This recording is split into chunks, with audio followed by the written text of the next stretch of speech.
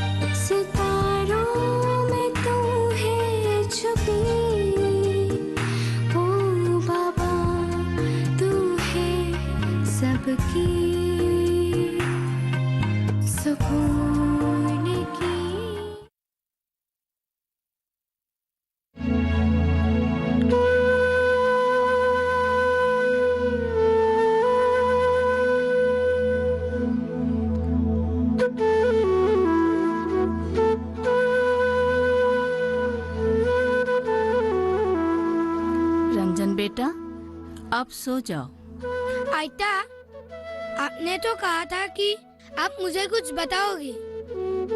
हाँ, उस लड़के के बारे में। हाँ आयता, बताओ ना। नगेन ने बताया था कि अतुल का जब जन्म हुआ था तब अतुल की माँ बहुत बीमार रहा करती थी और एक दिन वो चल बसी। तब से नगेन ने दोनों बच्चों को अकेले ही पाला, लेकिन मुझे पता भी नहीं था उसके बेटे को पोलियो है। और क्या बताया? नगेन से जब पूछा तुम्हारे बच्चे स्कूल क्यों नहीं जाते, तो वो चुपचाप रहा। शायद इसी वजह से नगेन अतुल को स्कूल नहीं भेज पाया। आयता, मैं अतुल के साथ खेलना चाहता हूँ, पर क्या खेलूं? तुम्हारे पास लूडो है ना? हाँ आयता, आपने ठीक कहा। मैं उसके साथ कल लूडो ही खेलूंगा। ठीक है बेटा, अभी सो जा। तू अतुल के साथ वही खेलना जो बैठकर खेला जा सकता है। हाँ आयता, मैं उसके साथ कैरम, चेस आदि ये सब गेम खेल सकता हूँ। हाँ बिल्कुल ठीक है बेटा, अभी सो जा, रात बहुत हो चुकी है।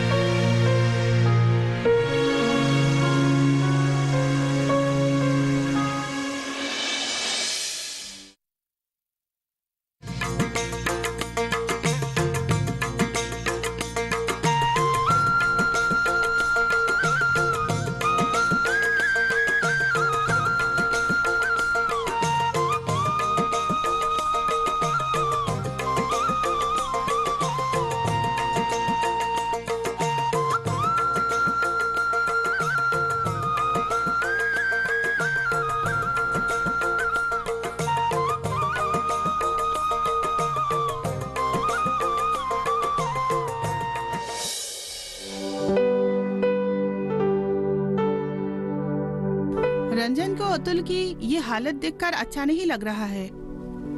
हाँ, शायद उसे पहली बार महसूस हुआ कि दुनिया में ऐसे भी बच्चे होते हैं जो पोलियो जैसी बीमारी के शिकार हो जाते हैं। लेकिन अतुल की एक बहन भी तो है ना, मीता।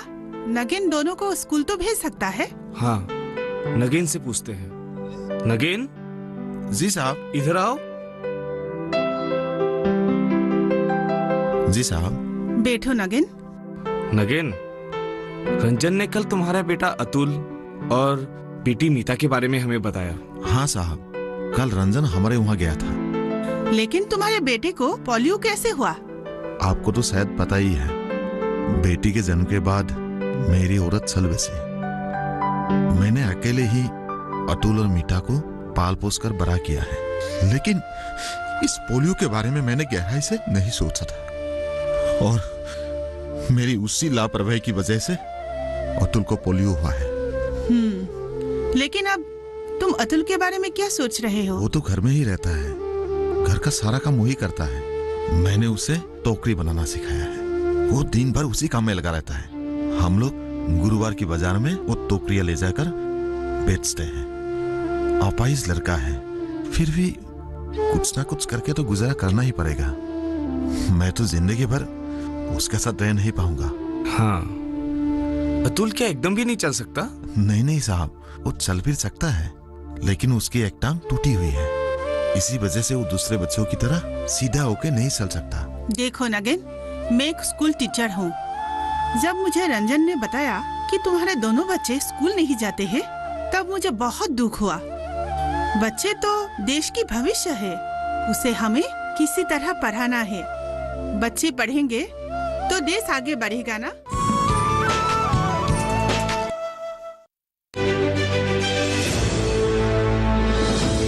खुशहाल होंगे खेत, पशु भी रहेंगे स्वस्थ। सरकारी स्कीम का होगा लाभ, जब एक्सपर्ट्स का मिलेगा साथ। किसानों के सवाल, विशेषज्ञों के जवाब, अब सिर्फ एक फोन कॉल पर। देखिए अपना खास प्रोग्राम। हमारे टोल फ्री नंबर हैं 1800-113060, 1800-113061। हेलो किसान, सोमवार से शुक्रवार शाम 6 बजे सिर्फ दूरदर्शन किसान पर।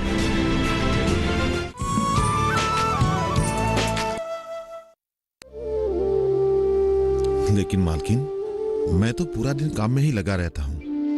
उन लोगों को समय पे स्कूल ले जाना, वापस स्कूल से लाना, इन सब के लिए मेरे पास समय कहाँ है। वैसे भी स्कूल भेजना मतलब खर्चों का पहाड़ सिर पर उठा लेना। मैंने दूसरों से सुना है कि स्कूल में पढ़ाई करने के लिए बहुत सारे पैसों की जरूरत पड़ती है। नगेन, तुम किस दुनिया में जी रहे हो? अरे आजकल तो लड़कियों की शिक्षा बिल्कुल फ्री है, तुम्हें बस स्कूल भेजना है। अगर तुम्हारी बेटी पढ़ लिख ले तो क्या पता कल एक बड़ी अफसर भी बन सकती है, और साथ ही साथ अतुल की देखभाल भी कर सकती है। और नहीं तो क्या, आजकल तो लड़कियां चांद को भी छू सकती है। तू मीता को स्कूल भेजना, देखना एक दिन उसका भविष्य सुरक्षित और अच्छा बन जाएगा। लेकिन कुछ नहीं। तुम्हें पता भी तो है, आजकल सरकार ने लड़कियों को पढ़ाने के लिए कितनी सारी स्कीम निकाली है। बेटी बचाओ, बेटी पढ़ाओ, सर्व शिक्षा अभियान मिशन, सुकन्या समृद्धि स्कीम। तुम अपना हाथ फैलाओ, सरकार जरूर तुम्हारी सहायता करेगी। और नहीं तो क्या, तुम्हें पता भी है DDDRS स्कीम के अंतर्गत तुम्हारे बच्चे अतुल को भी बहुत सारे पेशेवर प्रशिक्षण मिल सकते हैं। अरे सरकार ने ऐसे बच्चों के लिए ही तो जीवन में आगे बढ़ने के लिए पूर्ण प्रतिष्ठा केंद्र स्थापित किया है, और तुम्हें उसके बारे में पता ही नहीं। असल में मैं अपने काम में इतना व्यस्त रहता हूँ कि इन सब के बारे में मुझे पता ही नहीं है। और तो और आज तक किसी ने मुझे इन सब के बारे में कुछ बताया भी नहीं। चलो ठीक है, अब तुम्हें हमने बताया ना, तो हम जैसे कहते हैं तुम वैसे करना, ठीक है? ठीक है।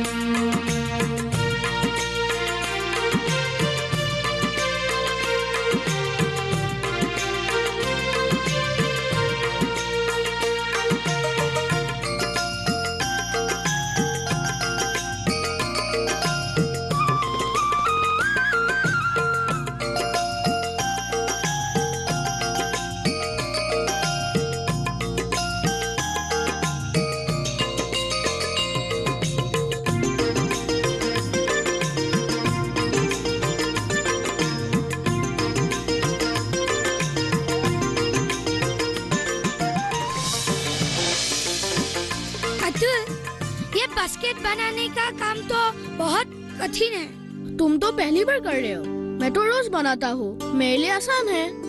लेकिन इन बास्केट का तुम करते क्या हो? बाबा इसे बाजार में बेचते हैं। अतुल, तुम इन बास्केट के अलावा और क्या क्या बना सकते हो? मुझे और कुछ नहीं आता, आज तक मैंने कभी और कुछ नहीं बनाया।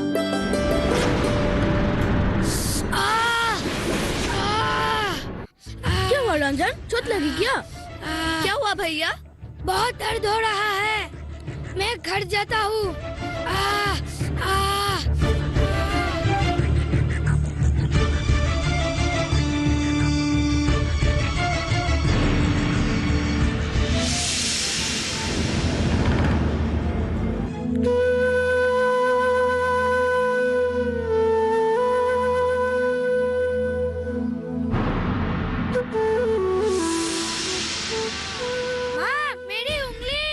रंजन, क्या हुआ?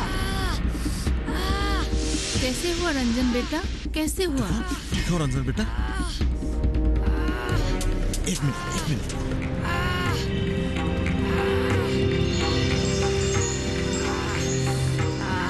अभी ठीक हो जाएगा, ये दवाई लगाने से अभी ठीक हो जाएगा।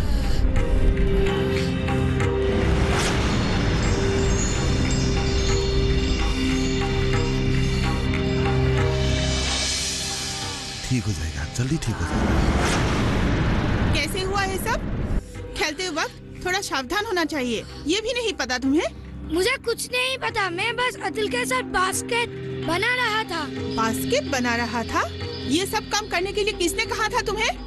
अतुल और तुम एक जैसे नहीं हो। अतुल ये सब काम कर सकता है क्योंकि उसे आदत है, लेकिन तुम्हें तो नहीं है ना? मालकिन, मुझे माफ कर दीजिए, अतुल की वजह से ही पापा को चोट लगी है। मैं अभी जाके अतुल की खबर लेता हूँ। नगेन, अतुल को कुछ मत बोलना। जब बच्चे साथ साथ एक साथ खेलते हैं, कभी कभी ऐसा हो जाता है, इसमें अतुल का कोई दोष नहीं है। हाँ नगेन, तुम मुझे गलत मत समझना, मैं अतुल की भलाई चाहती हूँ। तुम्हारे बेटे अतुल को इन सब चीजों की आदत है, लेकिन इन्हें तो नहीं है ना, इसलिए शायद लग गई। मैं क्या कहूँ मालकिन, घर में बहुत सारे बांस पड़े हुए हैं, मैं छोटे छोटे टुकड़े करके देता हूँ ताकि अतुल घर में बैठ के कुछ ना कुछ करता रहे। वो तो ठीक है, आज जैसे रंजन को लग गई है, कल को अतुल को भी लग सकती है। आज शुक्र है कि तुम यहीं पे थे और तुमने जंगल के औषधि से इसे दवाई लगा दिया है।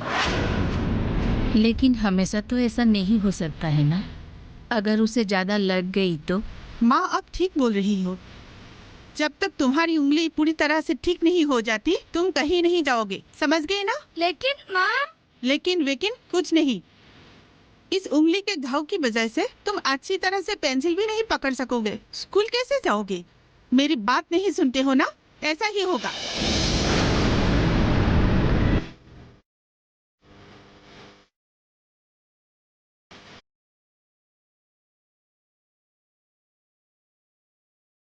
बाबा,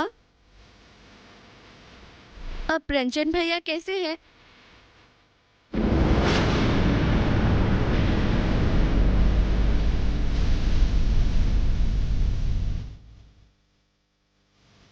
ठीक है, थोड़ी सी चोट आई है लेकिन अमीर लोगों की बात ही कुछ अलग है। थोड़ा सा कुछ भी होने से पूरा घर सिर पर उठा लेते हैं। अतुल को तो ऐसी चोट लगती रहती है, वो तो इतना हल्ला नहीं करता है। बाबा, मैं और अतुल अलग है और उसकी चोट भी गहरी थी। हाँ बाबा, मैंने भी देखा था। ठीक है ठीक है, वो लोग अमीर आदमी है और हम लोग गरीब। आज सिर्फ उंगली कटी है, अगर कल तक कुछ बड़ा अच्छा हो जाएगा मेरा तो वहां का काम ही चला जाएगा। काम चला जाएगा तो तुम दोनों को खिलाऊंगा क्या? इसीलिए कहता हूं तुम दोनों पहले की तरह अपने आप खेलो,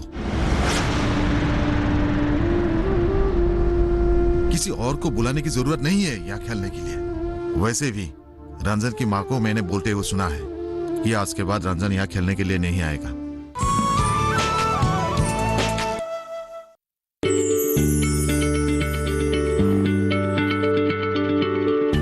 क्या आप किसी बीमारी से परेशान हैं? चाहते हैं डॉक्टर की सलाह? तो हम हैं आपके साथ, बताएंगे आपको जीने की राह। समस्याएं आपकी, समाधान देश के मशहूर विशेषज्ञों के। घर बैठे बात करें देश के जाने माने डॉक्टरों से। हमारे लाइव प्रोग्राम स्वस्थ किसान में हर शनिवार शाम 6 बजे से 7 बजे तक।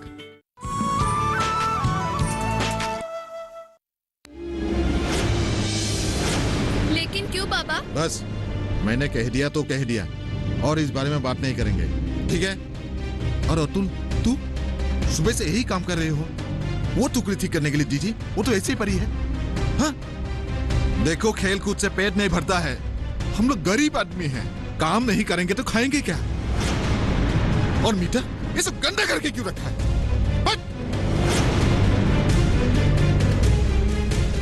चिकन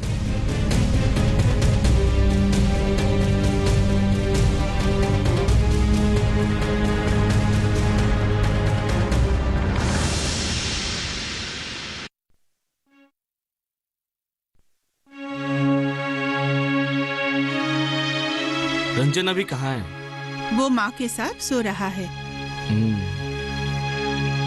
हम दोनों ने उस दिन नगेन को इतना समझाया, फिर भी वो नहीं समझा। उसके दोनों बच्चों को अभी शिक्षा नहीं देगा तो कब देगा? उम्र किसी की नहीं रुकती, और दिन भर घर में बैठे बैठे कोई कुछ नहीं सीखेगा। स्कूल में पढ़ेंगे तो कुछ अच्छा सीखेंगे। मुझे लगता है हमें ही कुछ करना पड़ेगा। अतुल को हम घर में बैठे हुए बहुत कुछ सिखा सकते हैं, और कल मैं स्कूल जाऊंगी, आर्ट टीचर से बात करूंगी। हमारे स्कूल के शिक्षक आर्ट के साथ साथ हस्तकला, शिल्पकला और कागज के अलग अलग कारीगरी भी सिखाते हैं। हाँ, ये तुमने अच्छा सोचा है। हम दोनों मिलके उसका फीस दे देंगे। उस दिन आप मिता के लिए स्कूल गए थे ना, उसका क्या हुआ? हाँ, उसका भी पूरा बंदोबस्त हो गया है। अगले महीने से वो भी स्कूल जा सकेगी। चलो अच्छा है। अगर इन बच्चों को हम किसी भी तरह से मदद कर सकेंगे तो हमें भी तो अच्छा लगेगा ना? हाँ, लेकिन नगेन इन बातों के लिए राजी होगा?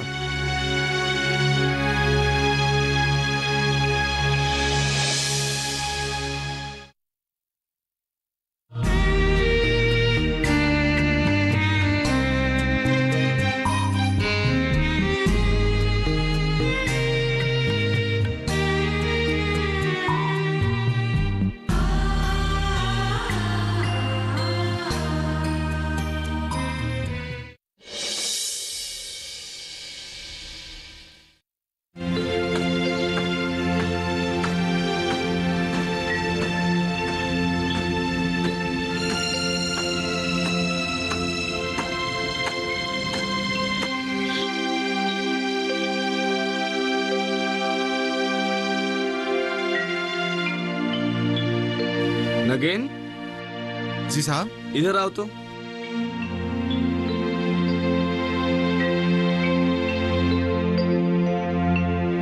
साहब, ये लो।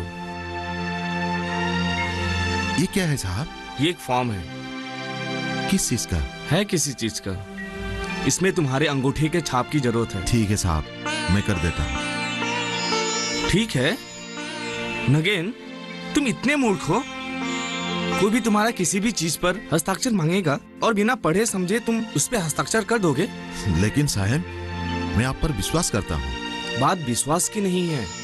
आज अगर इस फॉर्म में मैं लिख देता हूँ कि आज तुमने पूरे होश और हवास में अपनी पूरी जमीन मुझे दे दी है और उसका गवाह तुम्हारे अंगूठे का छाप होगा, तो तुम क्या करोगे?